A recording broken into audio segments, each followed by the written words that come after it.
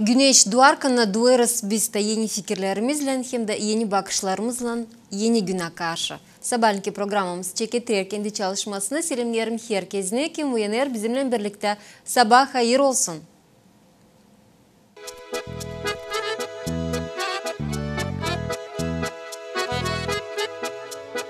Gaga New Style Yollarda gezerken, dünyayı görerken anladım anni şaka, hepsini lazım geçme. Ne yaptım ne yapacağım, ardımı alamayacağım. Canımı Allah alsın, kalanı burada kalsın. Dün var yarın yok, az gördüm güldüm da çok. Yaşamak daran peran, 500 karga sırtımdan. Şen olacağım ayıl olacağım, Allah'a dua edeceğim. Sevinirim yaşama, yuha yuha yuha haribu.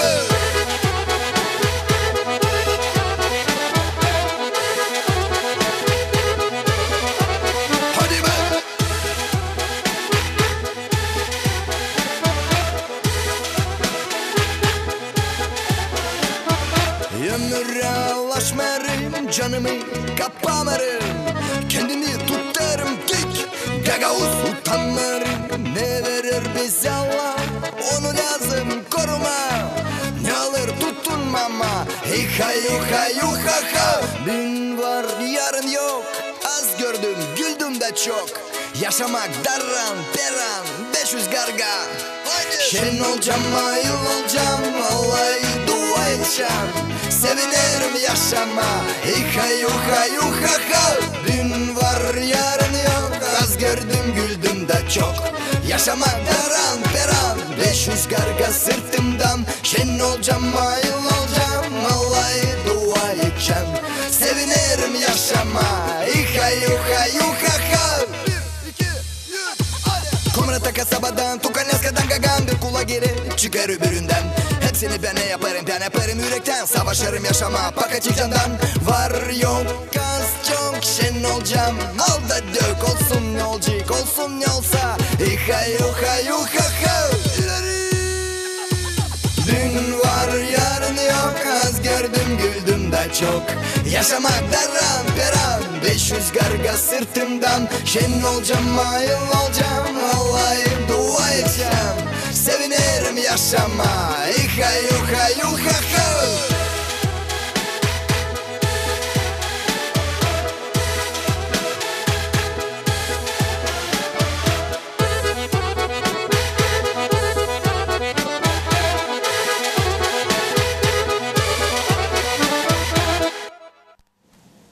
Tayı sabahı çekettirme, türlü bulgurları yakın ama tatlılanmadı. Lazım olacak bütün gün sırasında var yerler Gagauziyada angıları güzel tatlı yemekleri hem de tatlı yaparlar. Bunun için biz sizinle de alırız Çadır Lunga'nın kafeynyaların birisine.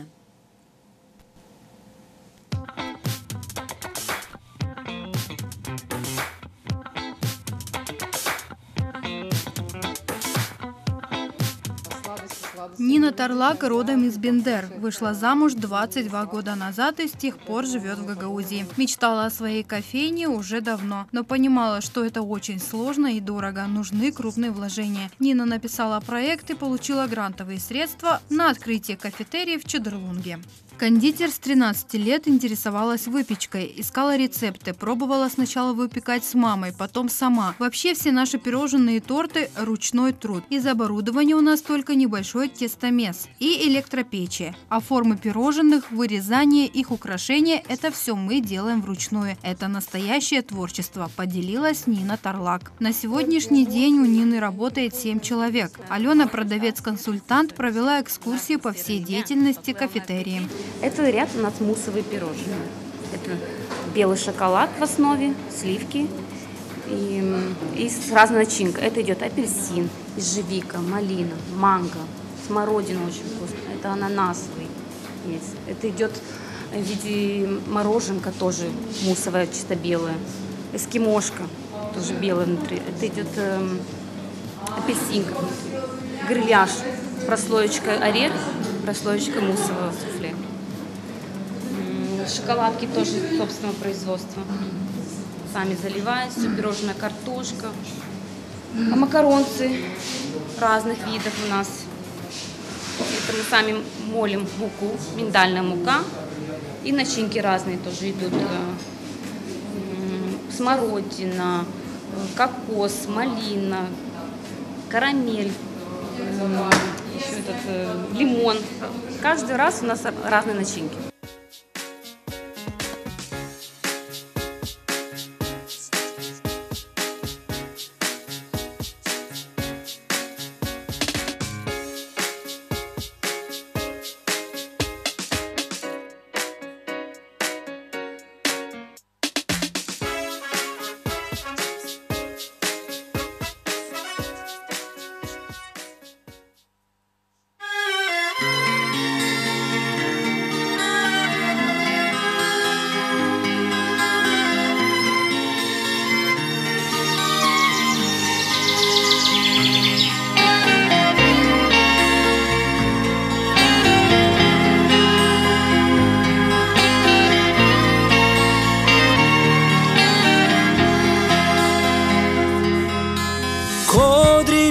Bătrâni, prietenii mei buni, doinele vă ascult venind din buni străbuni. O iarbă verde, un freamă dulce, o păsărică pe ram, bolta senină.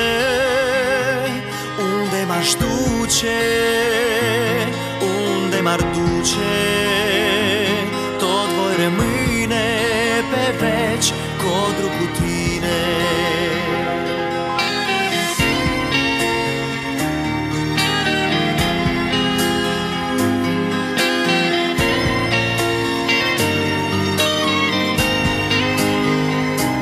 La la la la la, la la la la la, la la la la la, la la la la la.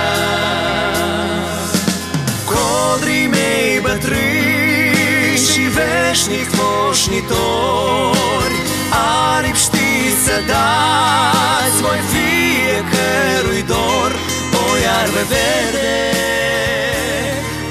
freamă dulce, o păsărică pe ram, bolta senină.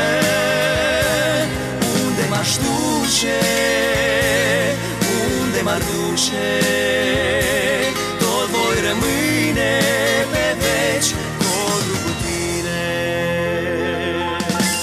Codrii mei bătrâni, prietenii mei buni, doinele vă ascult venind din buni străbuni.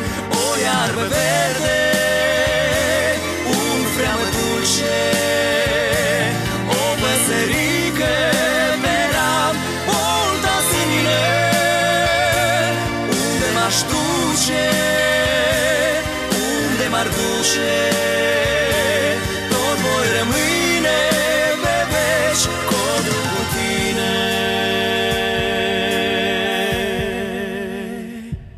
Tot voi rămâne pe veci, codru cu tine.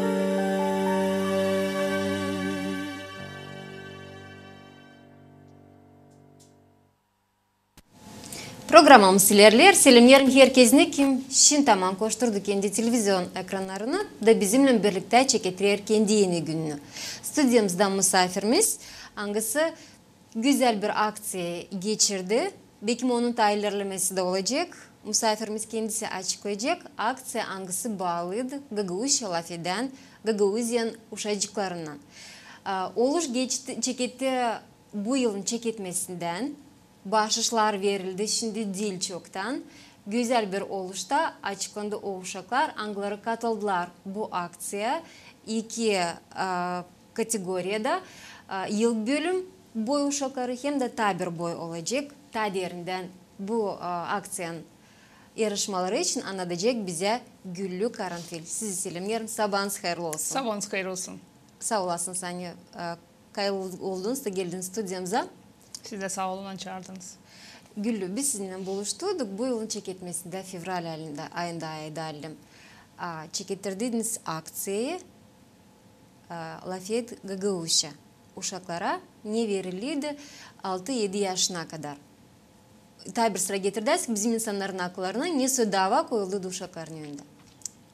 2021 yılın başında biz Lafayette Gagavuş'a aksiyasını başladık. Niyet bulma Gagavuş'a Lafayette'den aileleri. Kaç aile uşaklarından, küçücüklerle laf eder Gagavuz dilinde.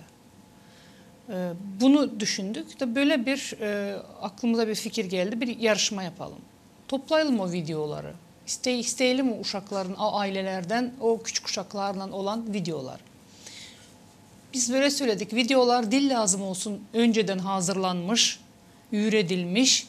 Videolar lazım olsun gündelik hayat yaşamaktan. Günde ne olursa öyle bir parça bir video. Görünsün hani uşaklar serbest laf ederler ana dilinde evde.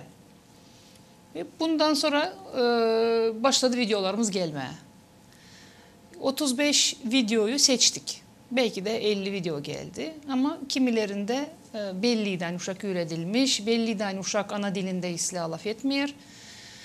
Yufka laf eder diyelim, elbette laf eder, elbette büyük hizmetleri var üreticilerinde, analarında ama biz isterdik daha da rahat laf eden uşakların videolarını görmeye de 35 video seçildi. Nereden bu videolar kabul ettiniz? Videoların pek çoğu geldi Kıpçak'tan. 9-10 video vardı Kıpçak'tan. Haydar'dan, sonra Tülükü'nden, Beşgöz'den, Komrat'tan vardı videolar. Bir video vardı Rusya'dan, Kazan kasabasından. Bir videomuz da vardı Kişinev'den. Böyle bu aksiya 3-6 yaş arası uşaklar için. En küçüklerimiz de vardı 4 yaşında 3 tane kızcağızımız vardı bir de çocuğumuz. En küçükleri onlar da şimdi de onlardan videolar istiyoruz. Onların videoları hep geliyor. Dil yarışma için ama bizim ana dili Tatlı Bal grupasının sayfasına yerleştiriyoruz o güzel uşaklarımızın güzel videolarını. Bu bir yarışmaydı.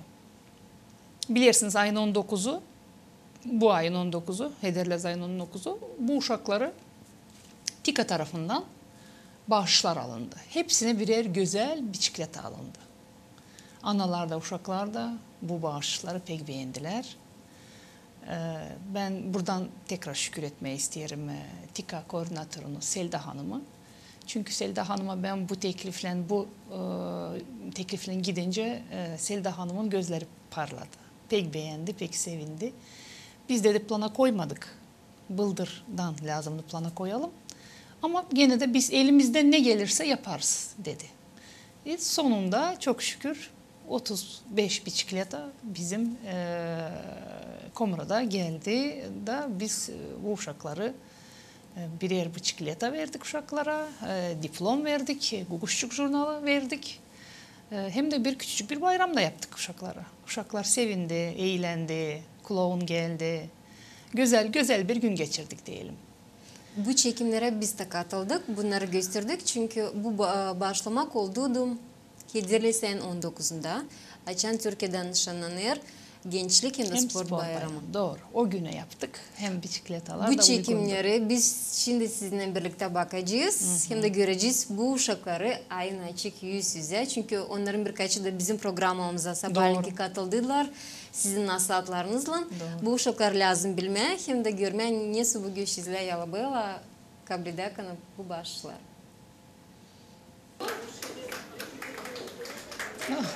Burada elçimiz.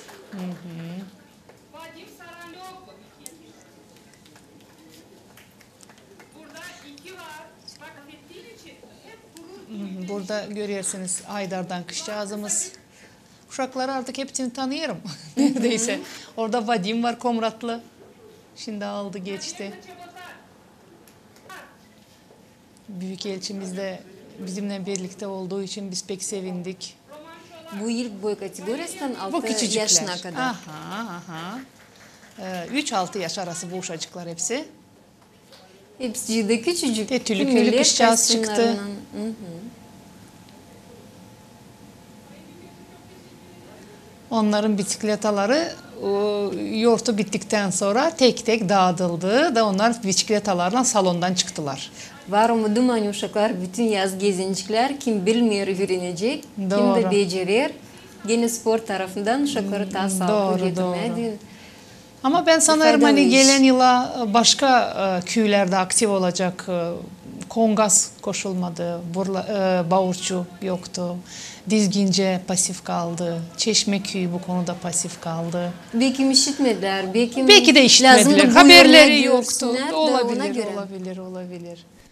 Küçücük çocuk var o Andrei, beş gözden pek güzel laf ediyor Gagavuz dilinde. 4 yaşında o. Siz ne duyuyorsunuz bu Selda takım? Hanım şimdi veriyor Bu takım- diplomları. Stimul uşaklara önce düşünürsünüz. Var mı Bakın Gagavuz diline? var bana kalsa sonuçlara çünkü göre. analar dedi biz yeniden başlayarız dediler. Bize daha bir kuvvet geldi dediler. Biz büyüğünden daha da başka türlü çekediyoruz Gagavuzça laf etme. O kadar onlar sevindiler bugüne. İhlam aldılar da ben sanırım hani onlar teatroda Victoria çıktı Komratlı. Çoğunu artık tanıyorsunuz. Hepsini tanıyorum mahalleler. Kıpçaklı çocuk çıktı. Tikan tarafından büyük tutturmak oldu bu projektin Doğru sonuçları. ben TİKA'ya, Türkiye devletine her zaman şükür ediyorum. De Haydar'dan çıktı Valentina. Sevindiriyor bu uşakların Gagavuzca laf etmesi. Biz bunlara Gagavuzya'nın geleceği gibi bakıyoruz. Ben sanırım hani bu uşakların birçoğu Gagavuz inteligentsiyamız olacak ama onların ana babalarına bağlı. Çünkü bakın şimdi biz uşakları niçin düşünsek niçin biz uşakları bir dilli öğretiyoruz? Var bizde şans 2 dilli onları öğretmeye. Niçin biz kendi ana dilimizi yani Türk dünyasının dillerinden biri olan dili niçin vermeyelim uşaklara? Varken böyle bir şans. Da ana dilimiz, biz bunu borçluyuz da yapalım. Ana dilimiz 300 milyonluk bir Türk dünyasının bir parçasıyız biz. Biz lazım bu dili uşaklara verelim. Yazık değil mi uşaklara sadece bir dil vermeye? Varkana kolay 2 dil vermeye. Doğru. Laf etmek de lazım aileden yenilik çekilsin. Uşak başlarında götürülür programa Uşak başçası elinden geleni yapıyor ama aile olmasa, aile bu işe destek çıkmasa, yardım etmese üreticiler beceremeyecekler. Bu dil kolay iş. Mutlaka ailede. Çünkü nasıl bir saat üretmeye okulda mı uşak başçasında Bizim zamanımızda Gagavuz dili yoktu ama biz pek güzel Gagavuzca laf ederdik. Çünkü ailede vardı, ailede. Uşaklar ailede biraz da uşak başçası olursa bizim uşakların dili kamil olacak. Dil de nasıl biz laf ederdik yarı yarıya Rusçayla. Onların dili doğrudan da kamil dil olacak. Çünkü hem uşak başçasında hem evde hem de şkolalarda böyle bu dil öğrenirlerse bu profesyonel yani literatüra dili olacak bu. Ona göre biz bu literatüra diline doğru gitmeliyiz aileyle birlikte. Şimdi bizde ne oluyor? Ailede laf ederiz uşaklarımızla ana dilimizde. Laf etmek sözü konuyor. Öğretmek kurumlarında da uşak başçasında mı olsun öğretmek liseyde, gimnaziyada, üniversitede orada da gramatika tarafından düzüler sözümüz bu doğruyla gidecek. Siz nice bu yarışmaya göre ne belli ettiniz, ne seçtiniz kendinize dini? Uşaklar tam laf ederler, laf etmek uğrunda mı gramatika, literatüra dilinde?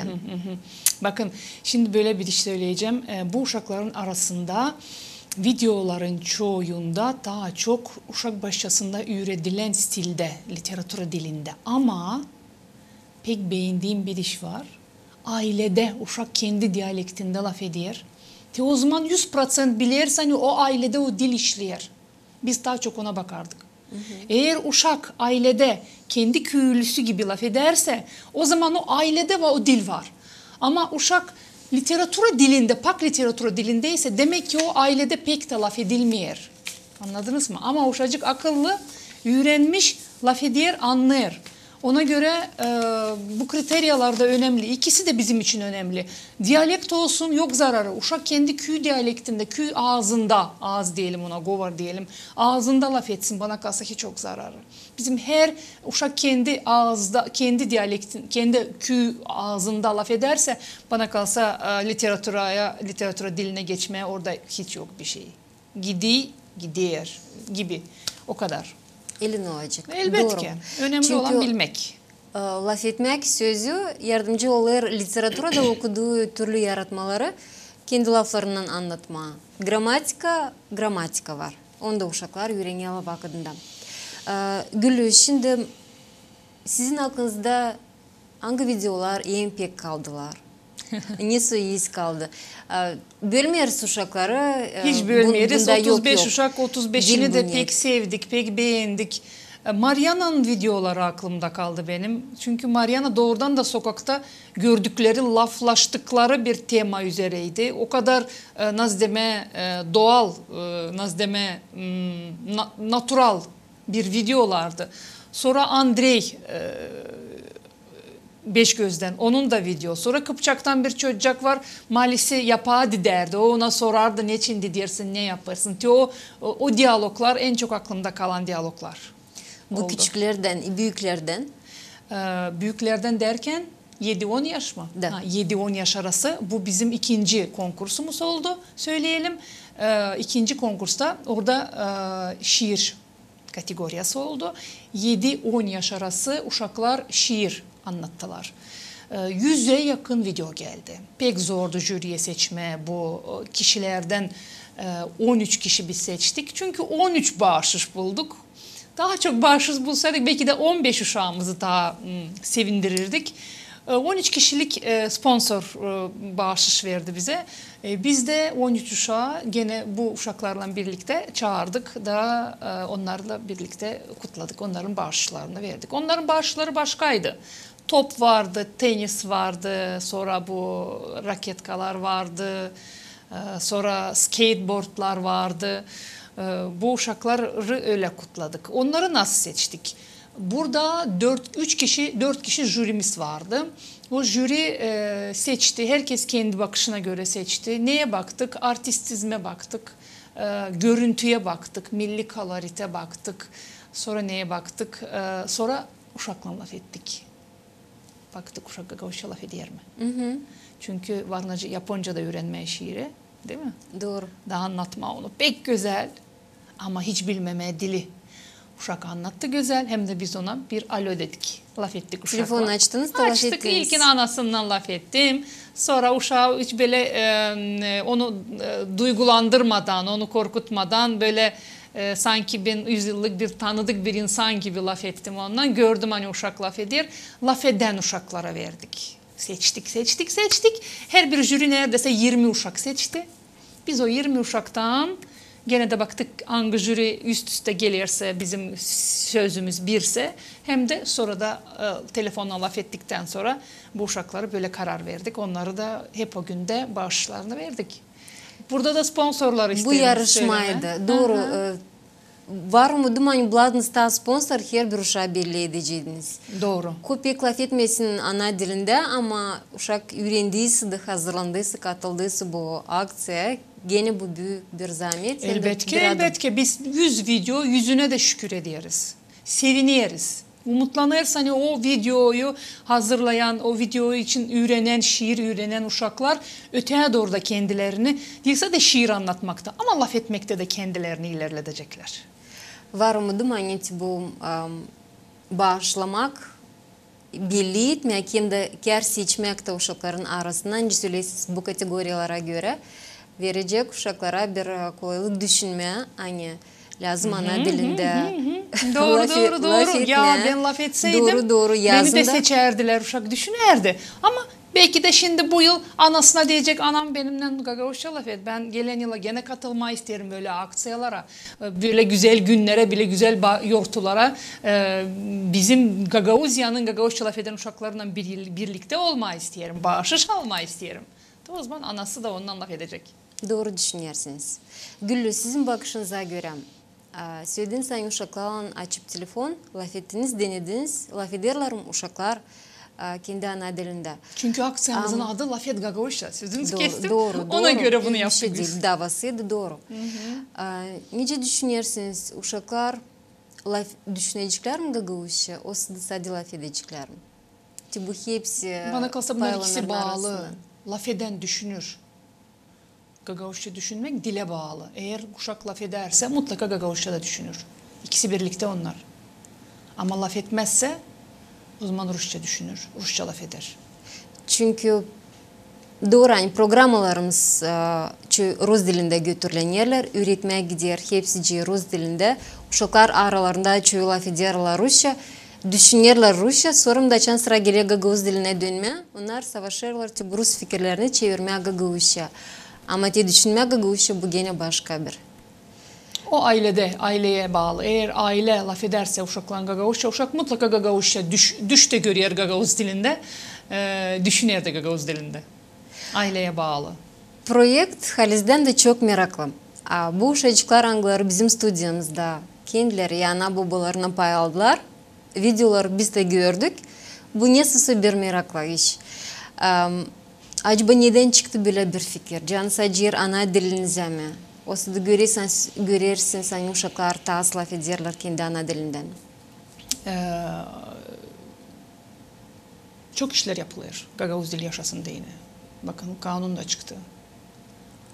Antem da işliyor. Ama gene neyse yanlış gidiyor. Literaturada çıkıyor. Hepsi Dergiler kağıtlar, çıkıyor. dergiler, hepsini yapılıyor. Ama neyse gene yanlış yaparız ki aileye inmeyiz.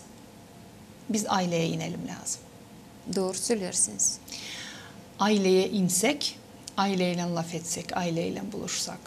Başkanımız uşakları dolaşmaya gider ki merkere. Açan Gagavuz dilinden gelecek Gagavuz ailesine. Bana kalsa birazcık başka türlü olacaktır. Ama şimdi biz tersini görüyoruz. Ne yazık hani. Akция Lafet Gagavuşa dalgalandırdı çoğunu. Halis genç ana babaları kimin daha küçücük uşakları var.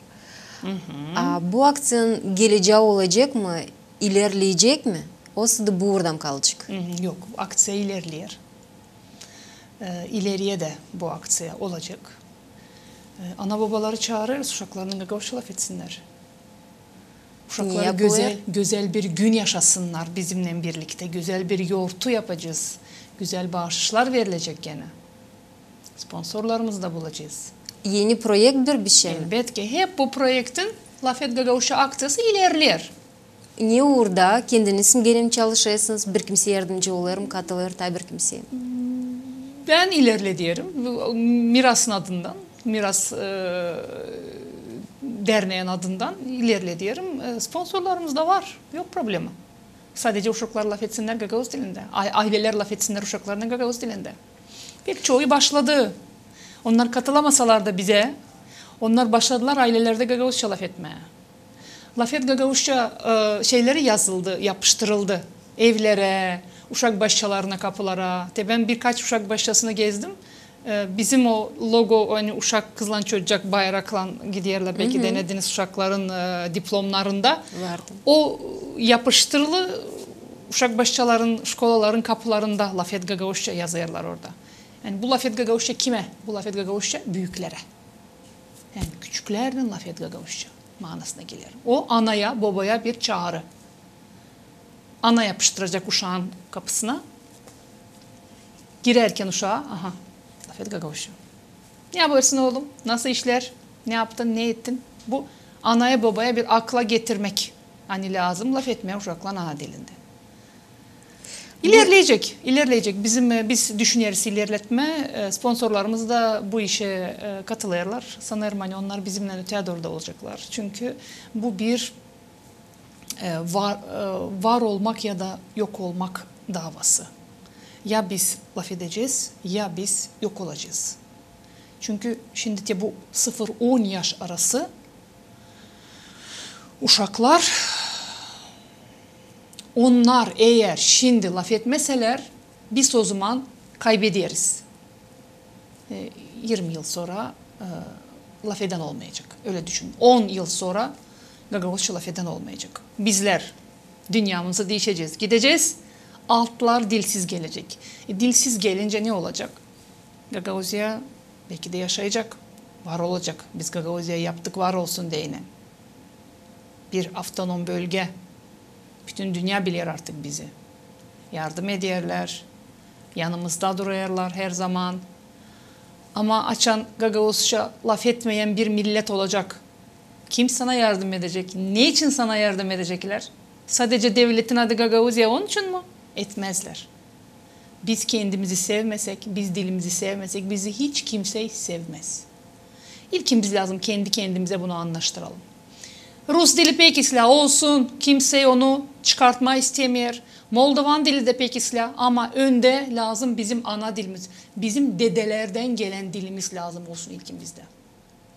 Çünkü biz o dilde laf etmesek biz o zaman dedelerimizin, malilerimizin ruhuna ne yaparız? Tükürüyoruz. Başka bir laf bulamıyorum ben bu işe. Doğrudan da öyle. Kayıplar söylediniz. Bayracı kuşağın kapısına yapıştırma. Degirakana duyasın hani Gagavuzya'da yaşaysın, Gagavuzca laf edersin. Geldi aklıma video, hangisini seyrettim internette. Şimdi belki bir eşken alacağım ama summit mı, bir toplantım prezidentlerin Avrupa uğrunda açan oldu. 3 sıra dizildi hepsi prezidentler. Açan Türkiye'nin prezidenti geldi. Recep Tayyip Erdoğan kaldırdı o bayrağı da koydu cebine. Hepsi şaştı. Kalanı hepsi kondular o bayrakların üstüne çünkü her bir nişanlı yeri vardı. Hepsi bakındı şaştı birbirine fısıldadı. Gördünüz mü orada öyle bir moment? Da kimse güldü bundan ama Halis'den bunu düşündüğünden var niye düşünmeye. Da onları hepsini düşündürdü. Hepsini onları düşündürdü ki biz niye böyle yaptık. Bak o kaldırdı bayrağı öptü koydu cebine. Sildi tozunu koydu cebine. Çünkü doğru, yerde bayrak olmaz. Halkın bayrak kolay kolay kazanılmadı Türkiye için. Türkiye çok zor kazandı o bayrağı. Çok zor kazandı o respublikayı. Türkiye'yi 40 taraftan parçalama savaşardılar. Ona göre onlar hem gimnin, marşın, hem bayrağın, hem devletin simvollarını o türlü koruyorlar. Ben sanırım hani bizde de gim çalarken uşak lazım ya da büyük. Ben pek şaşırırım buna. Gim çalır, uşak geziniyor ya da büyük geziniyor, bakınıyor, çantasını açıyor, bilmem ne yapar. Dik durulacak, 1 minut duracaksın, yok zararı. Bizde bu kültüre birazcık yok. Bayrağa saygı da değil o kadar yüksek. Biz bunları lazım ama şimdi uşak başçalarında bu aşılanıyor. Uşak başçalarında, şkolalarında gim hem de bayrak sevgisi şimdi aşılanıyor. Sanırım hani bu öteye doğru yerine gelecek. Evet, doğru. Şimdi bu lazım ailem gene doğru söylersin. Hani aileden terbiye edilsin, öğretilsin, uşak başçasından, oradan da sonra öğrenmek okullarında. Sağ olasın sen geldiniz, anlattınız, paylaştınız. Lafet Gagavuzca akциясы da ilerler. Buna da seviniriz. Var umudum hani ta çok aileler katılacaklar. Uşacaklar da bu yaz zamanında da, bu yılda da çekecekler kendi ana dilinde taşıralı, ta zengin laf etmeye. Size kolay gelsin işinizde çok diyelim. Çok sağ olun, size de çok sağ olun. Olacak güzel haberler. Buyurun gelin, her zaman bekleriz. Bizim de seyirciler haberleyin çünkü beklerler. Çok sağ olun. Ben GRT'ye buradan şükür etmek istiyorum. Çünkü GRT her zaman yanımızda oldu. Güzel bir video da hazırladı GRT. Gagavuz dilinin yani milli ruhu uyandırmak için bilirsiniz. Ondan sonra başka bütün aksiyalarımızda da GRT yanımızda olduğu için ben şükür ediyorum. Sağ olun. Halkın çünkü bileyiz. Sağ olun. İyi günler size dileriz.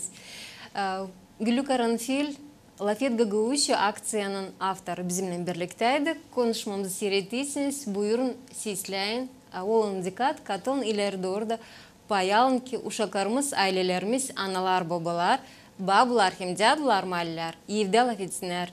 Kendi uşaklarından, onukalarından bizim ana dilimizde programımız ilerler. Dostlar, haydi biz sizinle önlerin bir can arzu biz dinlenmez bireri. Değil sadece işleme.